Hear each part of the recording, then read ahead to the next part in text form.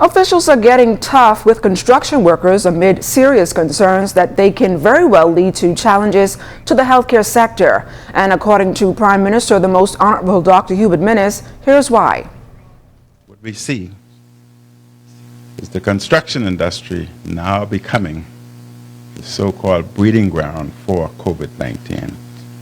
However, if you wear your mask according to protocol, then we would be able to eradicate and deal with this problem. The workers' cooperation on the construction sites would help us to open our economy more smoothly, would help us to decrease unemployment, would help us to invite our tourists and guests into our shores very safely. To ensure compliance, then, the Prime Minister says the police will monitor all construction sites to ensure the mask-wearing protocol is being followed.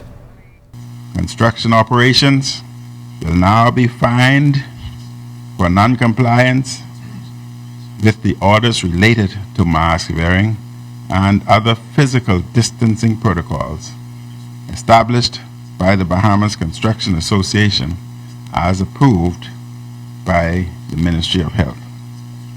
On a second infraction, the fine will be doubled. On the third infraction, the construction project may be closed.